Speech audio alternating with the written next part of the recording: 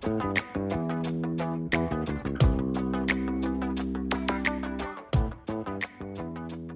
special thank you to the Archie Bray Foundation for sponsoring this episode of Tales of the Red Clay Rambler.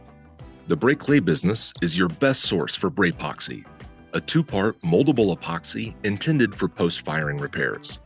Working like clay, it's easy to shape, texture, fill gaps, and recreate missing parts. Braypoxy is sold in tan, white, and black base colors, and we also have a 9-color kit that will allow you to perfectly disguise your repair. To place your order, call us at 406-442-2521 or order online anytime at archiebrayclay.com.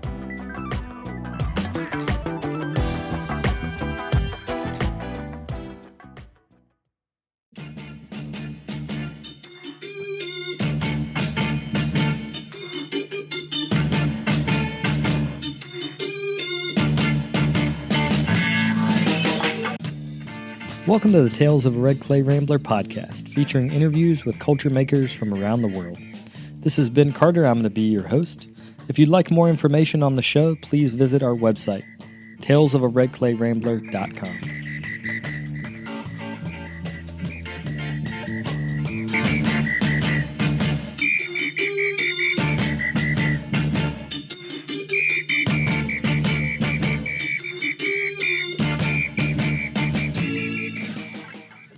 Welcome back to episode 502 of the podcast. Thank you all for tuning in.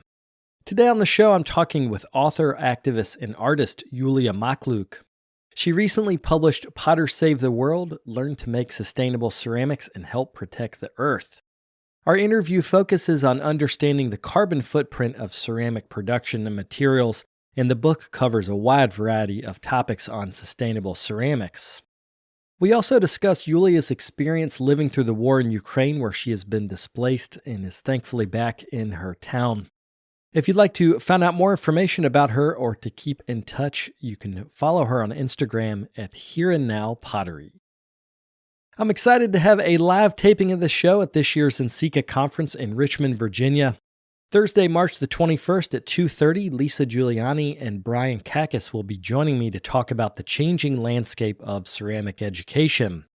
We're going to be talking about changes in higher ed and the canceling and downscaling of many major programs, as well as how we might look forward to a future of ceramic education.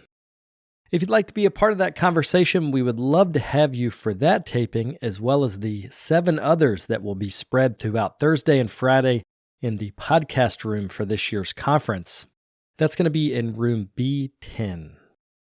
Also wanted to thank the folks that came out for the Florida Clay Conference. I feel rejuvenated after being around so much good energy about ceramics. I'd like to thank Dita Mert, Kyungmin Park, Justin Rawshank, and the Morian Center gang, including Molly, Cody, and all the residents for helping make such a wonderful event. You can follow Morian Center for Clay for more information on next year's lineup. Without further ado, we'll get to the interview.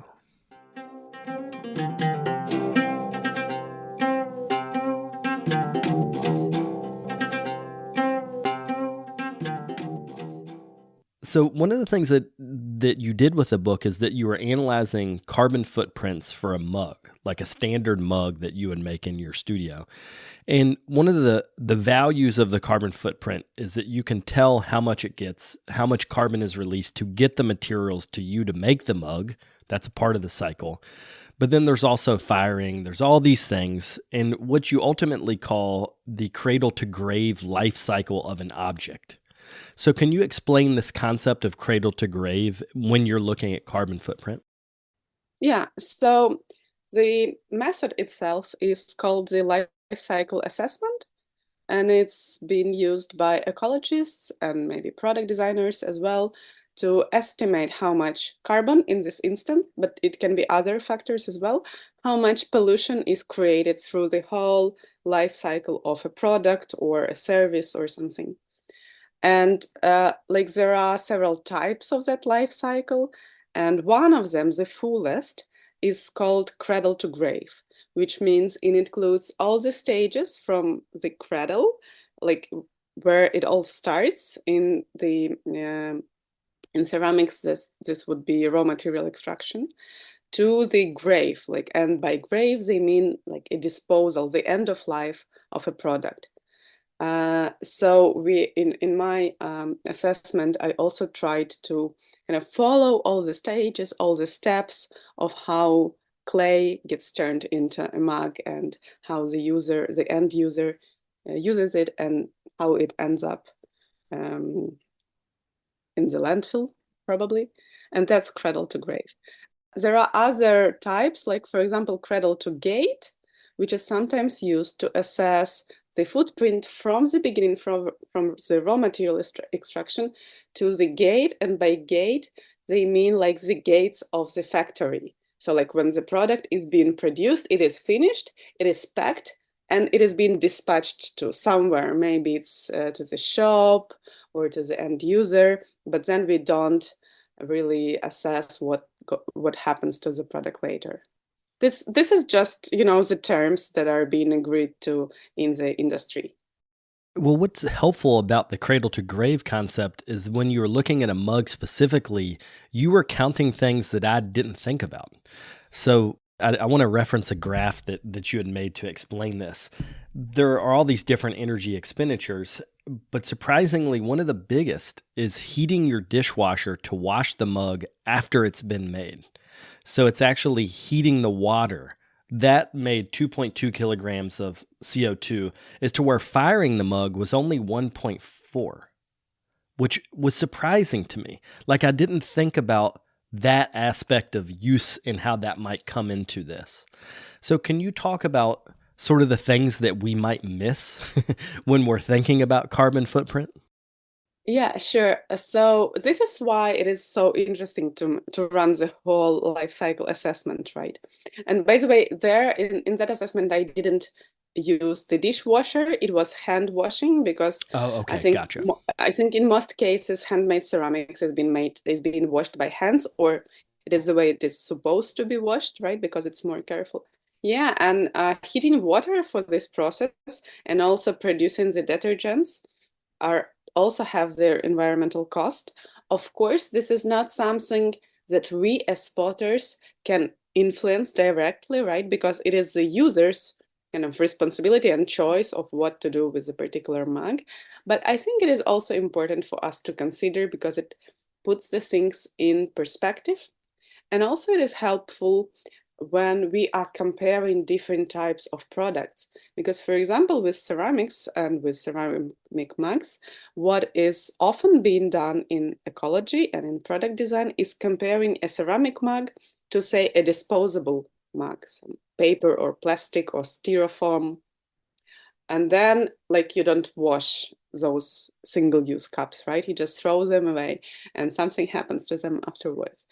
And this kind of can be used to advocate for single-use cups if we do not kind of factor in all the processes.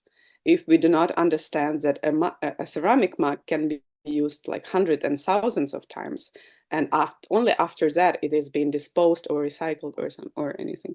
And in my assessment, what I did, like my assumption was that an average mug is being used for 3 years.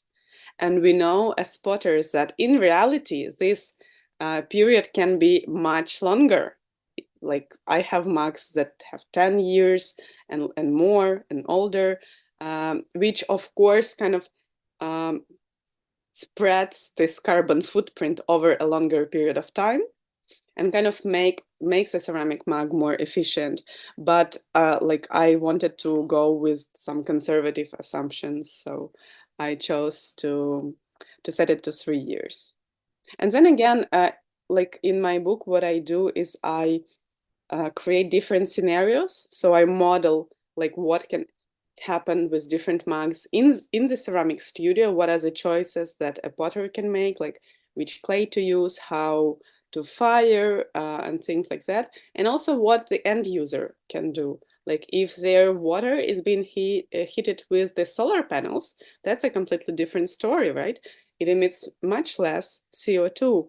Or if they stick to just rinsing this cup with cold water. Then we eliminate this carbon here completely. So yeah, life cycle assessment is a very handy tool, but it is also not perfect because there are so many factors and so many details that are changing, right? So whatever result we get from the assessment are just models and should be used as such, right? So, but what is very helpful is that, again, we can compare different products, we can compare different scenarios, we can identify the hotspots, right? So like for me as a potter, it is very essential that I can say, well, whatever I do in my studio, the most important part, carbon-wise or environmentally wise, is how I do my firing. And if I can change anything in my schedules, maybe make them shorter, maybe switch to different materials that fire to lower temperatures, maybe eliminate bisque firing, that would be the most beneficial for the environment. And it kind of gives me clarity of what to focus on. Yeah, and part of this is understanding what the energy mix of your specific country or region is. And you talked about in the Ukraine that it's partially coal. I think it was coal, nuclear, and what is there some sustainable in the grid? There is coal, gas, nuclear, and up to 5% of renewables. And it's also changing depending on the region. And of course, energy system is super difficult, and I'm no expert in that. But yeah, it really depends on what kind of energy supply, if you are using electricity for your kiln, right? What kind of energy supply, energy mix you have in your grid. In many places, in many countries, you can buy renewable and like 100% renewable electricity directly, or maybe you can have your own solar panels on your studio, on your home, and it would make a situation completely different. But generally, what we should be able to do is to ask our energy company, like what is their energy mix? And in many places, they will give you the CO2 per kilowatt hour estimate. And then you can use this for your calculations. When we think about mining, that's a very energy intensive process. There are also some things that are used in the ceramic studio that are already processed, like Fritz. So I'm a low fire ceramic artist, and so I use Fritz. And I've been writing a book about low fire ceramics, and one of the things the publisher wanted me to write about is how environmentally friendly it is. And while the firing is better, the frit itself has already been fired. It's already been processed. So can you talk a little bit about frits? Because I noticed that you did an analysis of frit and then also just other things like cobalt and luster that by using those, we're dramatically increasing our CO2. Yeah, that's true. So what I did in my scenarios, first of all, I only calculated the cone 6 firing. So I didn't compare like low fire and high fire. That could be next step, for example. But for stone 6, there were scenarios when I would use frit and where I would use local wild clay slip as a finish, which I do, and it creates a beautiful glaze. And yeah, of course, frit was more carbon intense for the reasons that you just said. But I wouldn't say it was the hotspot. So it was just a few percent of the overall carbon footprint. And for frit, I used, so like when you do this kind of carbon calculations, you use the databases that are already there, created by other people. They are officially distributed and used by the researchers. So I took this carbon amounts for frit from the database. So I didn't create it myself. It is just there, created by someone else. It would be really interesting to try and compare from scratch, right? Like if we take like con 05 pottery and con 6, and then go all the way back, like from the extraction and fruit production and blah blah. That could be something interesting for the future. And for the cobalt and gold, yeah, cobalt is concerning, maybe not as much because of the carbon footprint, but because of other issues associated with this metal, because it's been like about half of the cobalt ore in the world is being mined in Congo, and unfortunately there are many cases when it is being mined in unethical ways, using artisanal miners, underpaid, not protected, and also associated environmental impacts, other kind of pollutions, not just carbon, but pollutions to the land and to the water. So it is kind of, I think it is kind of well known in the pottery industry already that cobalt is kind of a tricky material, and you either want to avoid it or you kind of want to make sure that your supplier only uses the ethical cobalt, which is not as easy because your supplier doesn't necessarily know that as well. So that there is that. With gold, again, it's a similar story. Gold mining and gold industry is being associated again with social issues, displacement of communities, and also the extraction and kind of clarification or cleaning, what is it called? So purification of gold is very toxic, and it creates lots of these toxic wastes that go to the rivers or to the soil. So like when I added, in one of my scenarios, when I added gold to the model, so it was a mug that was fired 3 times and the third with the gold luster, like the carbon footprint just skyrocketed, right?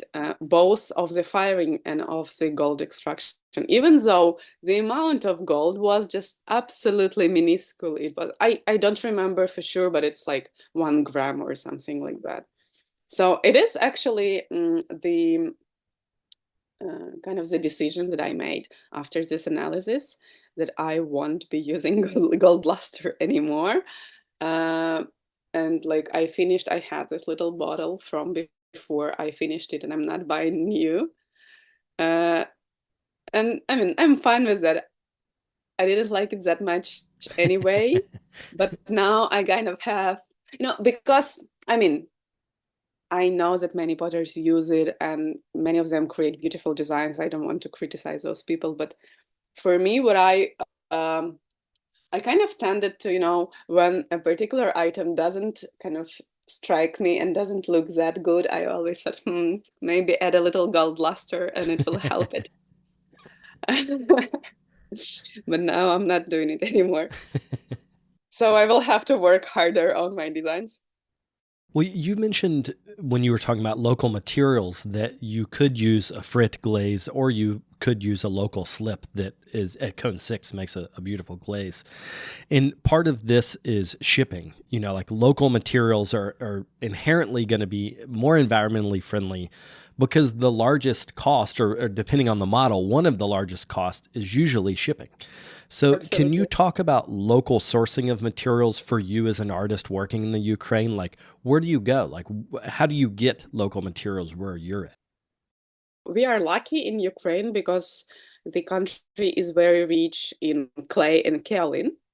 We have like a huge deposits of clay in the eastern part of Ukraine, in Donbas region. Donbas is actually rich in every fossil you can imagine. Everything is being mined there, or was used to mine, because nowadays with the full-scale war, which happens exactly there, the clay mines and clay manufacturing factories do not operate anymore, and many of them are destroyed by the Russian attacks.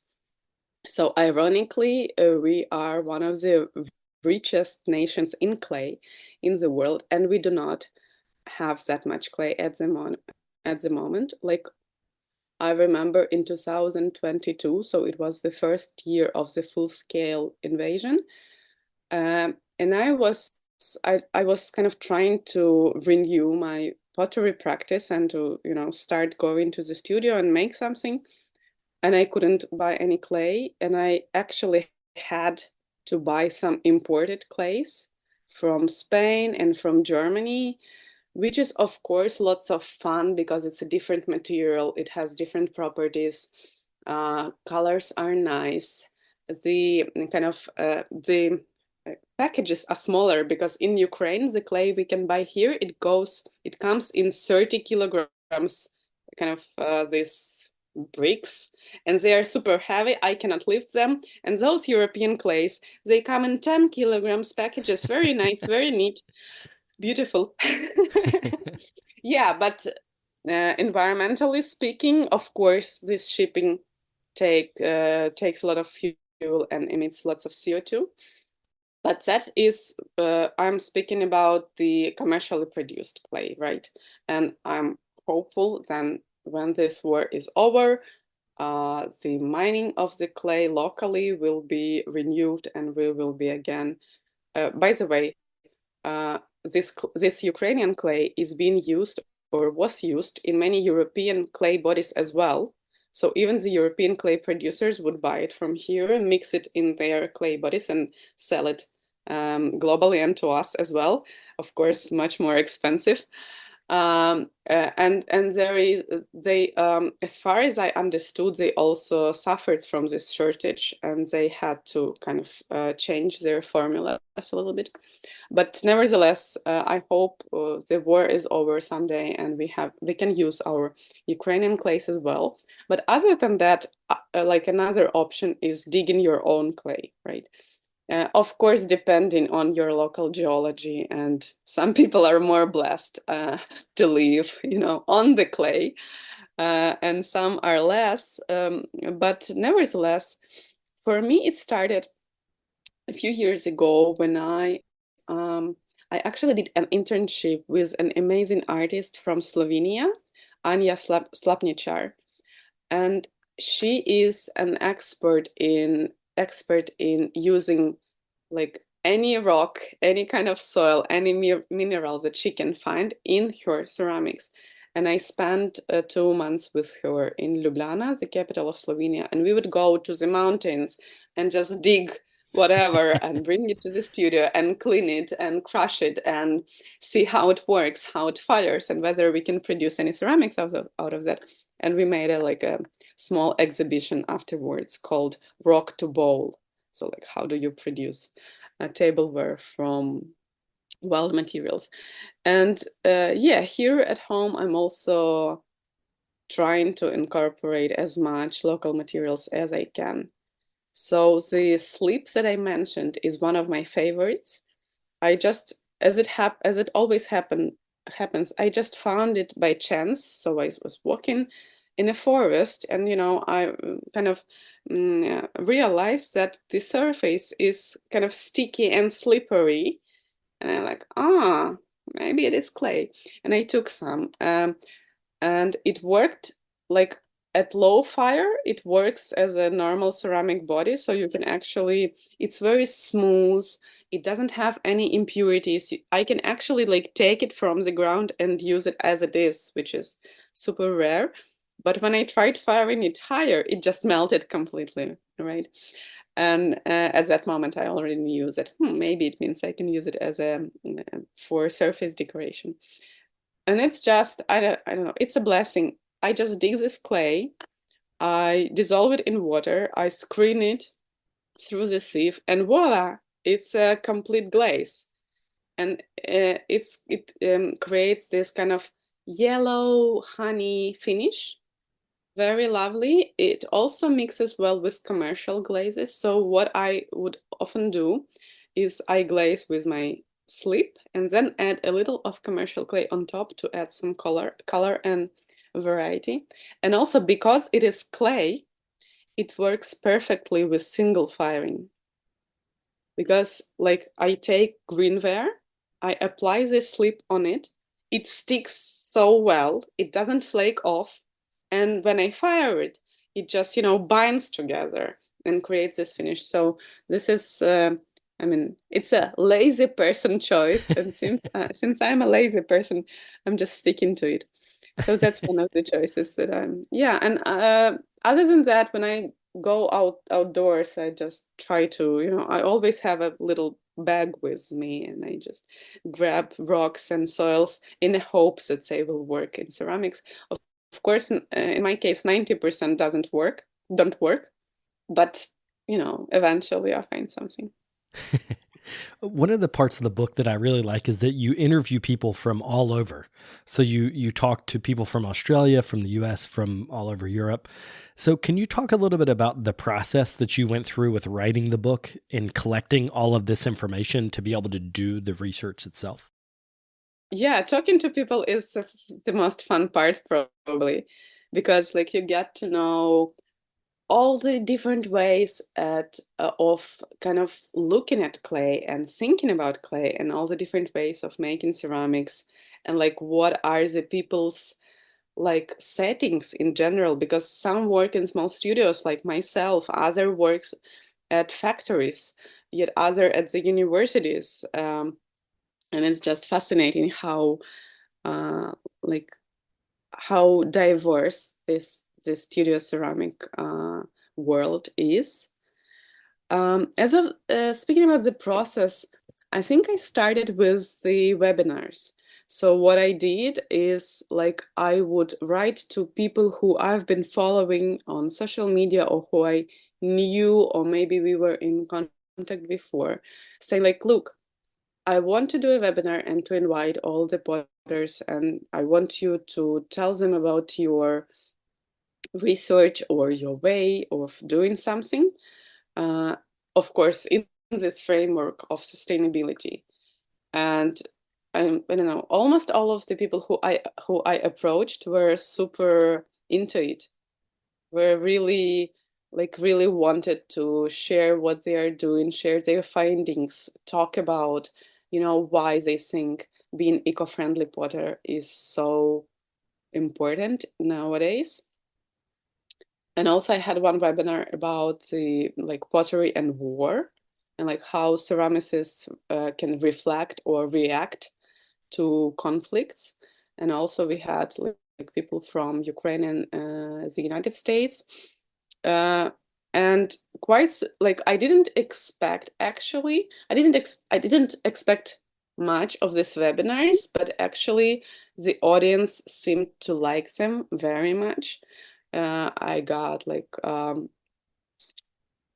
think several hundreds of people registered and then commenting, and it actually, I think, what kind of kicked the whole process going, because it wasn't anymore just me, sitting at my desk and just typing something and kind of trying to understand whether this sustainability in ceramics actually is interesting to anyone. Maybe it's just me, but then it's all started. It was like a polylogue, like a dialogue with many people, everyone sharing their perspective, and the audience also kind of encouraging and showing how much they want this kind of information.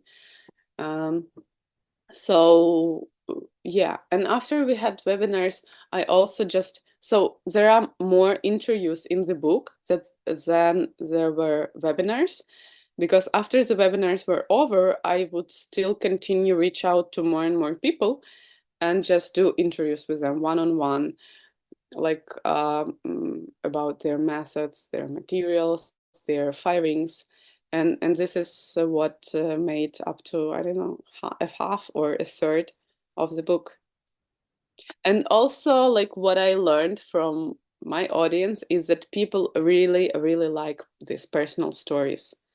This is kind of how we learn, right, as human beings, because like reading theory and calculations and like how to tips is one thing, but then when you can connect to someone personally and learn how they got into ceramics, and how did they start thinking about nature in this process of making ceramics, and what were their ideas, what were their insights, it kind of it kind of gets into your brain more easily, I guess.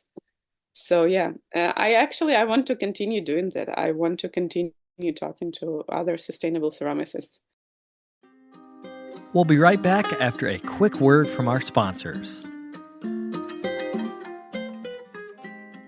Today's episode is brought to you by the Rosenfield Collection of Functional Ceramic Art.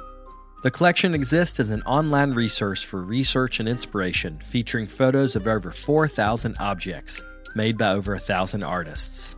The images are high quality and can be used with no permission required, making them a great resource for students and teachers. To find out more, visit rosenfieldcollection.com.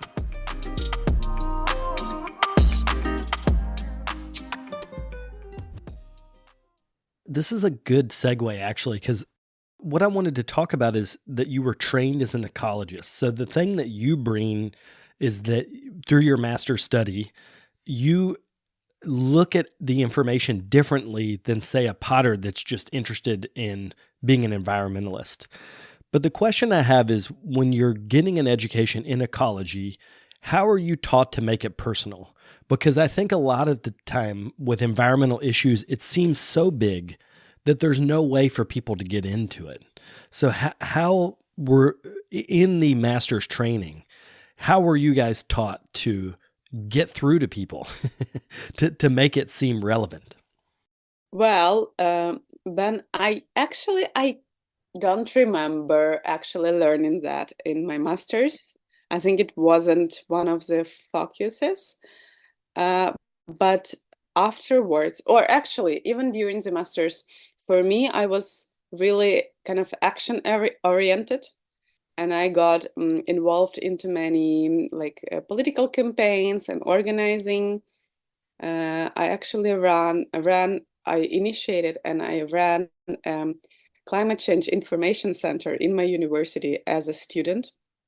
And then I worked in international climate change campaigns as an organizer. So this is where I kind of learn all these ways of kind of communicating with people, and also kind of assisting people in seeing what they can change and how they can change it. Because I think the feelings that many of us, myself included, get from all the knowledge about climate crisis is like this powerlessness and this sense of doom. Like, this is so big and tragic. It is happening, and and we are kind of so small. And this is something that activists and communicators have been trying to overcome for many years. And I think one of the kind of traps as well is kind of this perfectionism in kind of trying. I know that some people tend to, when they learn about the environment and all these things, they try to kind of become this perfect person who would only use environmentally friendly materials in everything, and produce zero waste and everything, which is great, of course. But in my mind, what we shouldn't overlook is kind of the political realm of it, the political reality of it. Because of course, as consumers, we do have our power and we can choose different brands and whatever. But we also have to kind of raise our voice even louder and to demand the kind of more systemic change, right? What happens with our finance and with the taxes and with the subsidies and things like that. And I think I write it somewhere at the end of the book that it is, of course, very important, and what I advocate for is that potters are very environmentally conscientious in their studios, but also beyond studios, right? Because after all, yes, pottery does have a carbon footprint, but if you compare this footprint to a footprint of a corporation or the fossil fuel subsidies, then maybe it would be more efficient going to a protest or voting for a candidate that advocates for sustainable change or green change, or create art that would raise awareness, because cutting our footprint is one way, but then increasing our impact on society through art, for example, is another option, which also has influence. Yeah, I think a lot about the work of Julia Galloway, who has written the foreword to your book. Yeah, it's amazing. Yeah, her work, her recent work has been about educating people. So I think her stance is not necessarily like you need to be an environmentalist, but look at all these species that are now no longer here that were here because of human interaction. And then you take the next logical step. Well, what can we do to stop this from happening going forward? And one of the things is to cut carbon emissions, because the higher the global temperature gets, the environment itself is affected and animals are affected and other species are as well. But I wanted to kind of back up and just think philosophically about nations interacting around environmentalism. So, for instance, I'm in the U.S., and U.S. politicians have been very hesitant to sign on to any actual binding environmental policy. So they will often go to the conferences, but not sign on the dotted line, including the Paris Accords, and in the past more than that. Do you think that it is a political step to tax nations that will not sign on to these accords? Because I think that's one way we could deal with this. It's like, okay, if you don't want to sign these things and be environmentally friendly, that's okay, but we're going to charge for the import or export of your goods and collect that tax money to make change.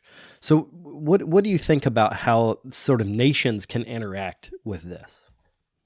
Well, it's a good question, and I'm not sure I'm super equipped to answer that, but I can try to think along the lines. Yeah, this is like the environmental taxes is one of the tools of international policy, and this is, for example, what European Union is doing right now. So if you want to trade with them, if you want to sell them goods, you either need to prove that these goods have like a particular level of carbon emissions, or they will tax you, and in a way that like it won't be profitable for you. So essentially you won't be able to trade with them, and you will need to like look for other markets, and other markets may not be as good for you, right? Because European market is like one of the most expensive, and everyone wants to trade with them. For me, the difficulty with international environmental law has always been that, there isn't like a body with significant power to actually kind of make it legally binding, and to actually, how do you call it? Or to have some consequence to the action. Yeah, the consequences. So even with the, like you mentioned, the Paris agreements and the Kyoto Protocol before that, they are still not legally binding. So it is like a voluntarily agreement, and if you break it, like nothing happens. There is no responsibility, which is kind of probably the flaw of the whole international law system at the moment, just like with the UN, right? What is happening in Ukraine, it is again one of the examples, because we have like countries, we have parties who have kind of agreed to respect the sovereignty of the nations and to not try to occupy them. But then when something like that happens, like we have Russia, a giant and powerful country, by the way, fueled with the oil money, right? And it is again part of the climate equation.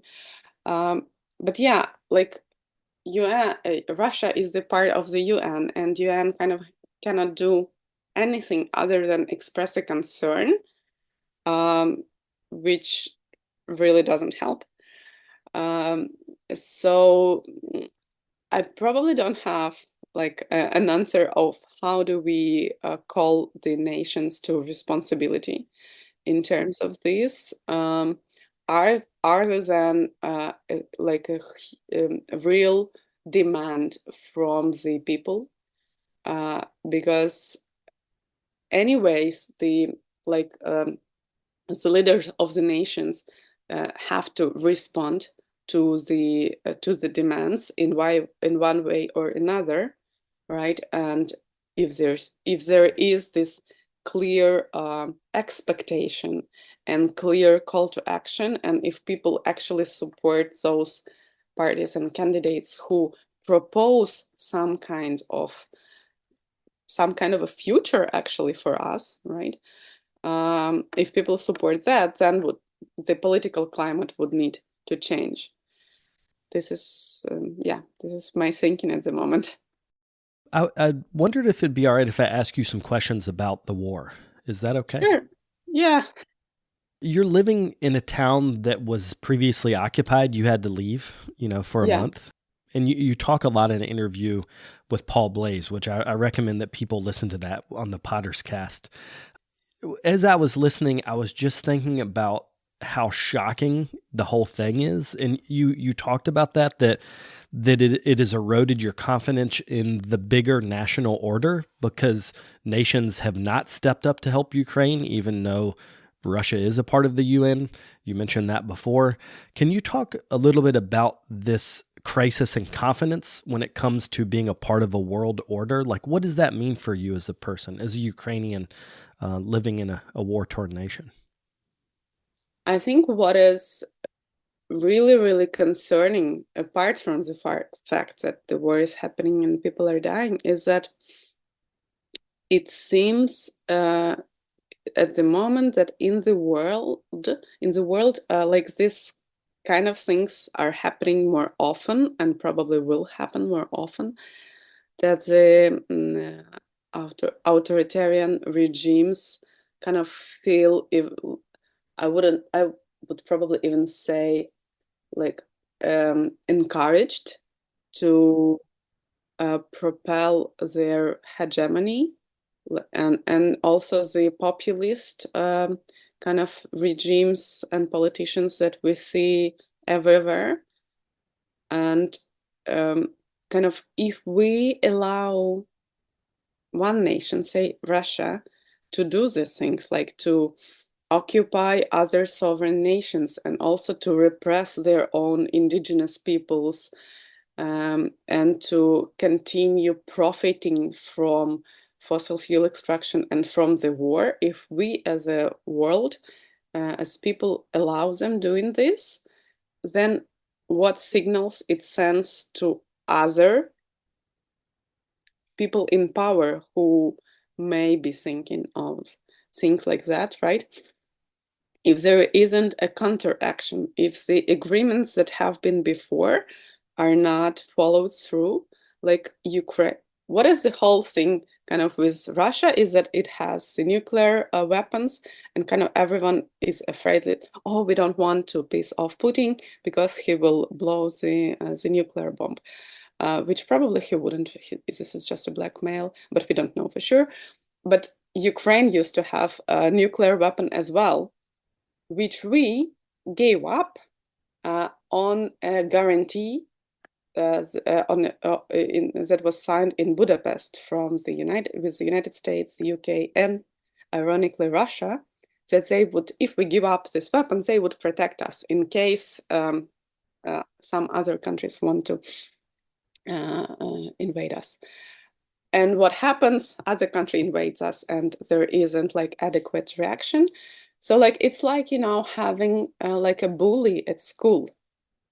And if a bully sees that, they can do whatever, and everyone else, like the teachers and other students, are just silent or almost silent, or are using this situation for their own advantage, then probably the bullying will grow in that school, which is of course concerning. And it is, I think we live in a really critical moment in history, and this is why probably here in Ukraine it feels, like we are kind of fighting, and we are fighting not just for our own survival, but kind of it is the like this historical fight of good and evil, which is of course, I understand it is a simplified kind of picture, but also it has some truth in it, because we see what happens on the territories that have been unfortunately occupied and taken by Russia. Like personally, I have relatives there, and our friends have relatives there, and I mean, it is shocking. It is like absolutely unstoppable violence. I mean, even here, when my town Irpin and near town Bucha were occupied, I think what was revealed here, how the Russians behaved, it's beyond shocking. And this is why we know there isn't much choice but to fight and to try and stop Russia, and that like any kind of negotiations with them is not an option, because you do not negotiate with a terrorist, you do not negotiate with war criminals. But yeah, this is how it feels. Well, I appreciate you being willing to talk about it. I wanted to wrap up thinking about how art can be a counterpoint both to the climate crisis and to daily life in a war-torn nation. Can you talk about where you're finding hope in art, or if you're finding hope in art? Well, I think art is essential. I wouldn't say like art is the only thing that would save us from climate crisis and war. Probably not. There are other things that have to happen. But why art is so important is that, first of all, it can give like emotional relief and like emotional refuge, and just, for the artists themselves, when like I'm not a great artist, but when I'm doing something creative, I know that it helps me to process my emotions in a way. And this is like one person who feels better because of the art, the creator. But then again, when other people look at these creations, if it is a good art, it creates this resonance, and other people also feel that they are seen and heard, and their feelings are, heard and shared. And it is another super important thing for me. In Ukraine, throughout these years, there have been so many art exhibitions about war. Like almost at any given point, you can go to the city center and you would see like a poster exhibition or painting or movie, documentary, many different forms. And because people are processing this whole thing as it is going, right? We are in the middle of it, and we are processing, and we are creating art. But also what is very important is, I think, art is it can provide like a different way of thinking, like to step outside of what we think every day, to step outside of our rigid or maybe even traumatized view on the things, and maybe offer some other solutions, maybe offering to look at the problem from a different angle. And this is, I guess, what is very important with the environmental art, because we've been, kind of fighting with environmental crisis in so many ways. I guess I'm tired of it already. I guess many people are tired of hearing, oh, climate change again. Yeah, of course, polar bears are dying. How sad. But when art evokes emotions, when art kind of creates this transcendental experience, maybe there is an opportunity for new solutions and, new connections. And yeah, I think in this way, it gives hope. Can you let people know where people can buy the book and also how they could contact you, like your social media? So on internet, my ceramics is called Here and Now Pottery. And you can find it on Instagram, Facebook, Etsy, Patreon, Behance, whatever, YouTube. So it's Here and Now Pottery. And my book about sustainable ceramics is called Potter Saves the World. It is self-published, so I wrote and published it myself. It's available on Amazon and on Etsy, and you can buy it as a paperback or ebook. And ebooks are great because they are downloaded instantly on your devices, and there is no shipping, so no emissions associated with that. Even though there are some emissions because the book has to be stored somewhere on the server, but it is less. So go to Amazon and type Potter Save the World into the search bar, and it should get you to the book. And if you read this book, please write a review. It will, because it means a lot to me, knowing like whether you liked it or not, and what is your thinking.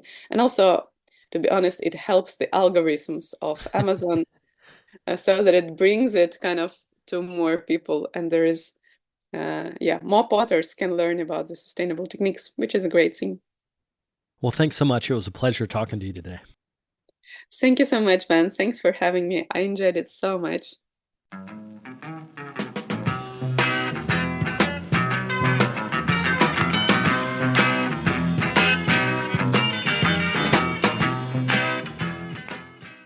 I'd like to thank Yuliya for coming on the show. It was a pleasure to chat with her, and I appreciate her approach to looking at the climate crisis and dealing with it through ceramic studios. If you'd like to get a copy of her book, Potter Save the World, you can find that as an ebook on Amazon. You can also buy it directly as a paperback on Etsy. Before we go, I'd like to thank today's sponsors. That's the Rosenfield Collection of Functional Ceramic Art and the Archie Bray Clay Business. If you're interested in becoming a sponsor on the show, you can get in touch through our website. That's brickyardnetwork.org. I'll be back next week with another episode. Thank you all for tuning in. If you'd like more information on the artists on the show, or if you'd like more information about the workshops and events that I'll be having in the next couple months, you can follow me on Twitter, Instagram, and Facebook under Carter Pottery. Another great way to support the show is to leave me a comment on iTunes. To do that, search Tales of a Red Clay Rambler under iTunes Podcasts, and you'll find a page that's linked to our show. Thank you guys for the support.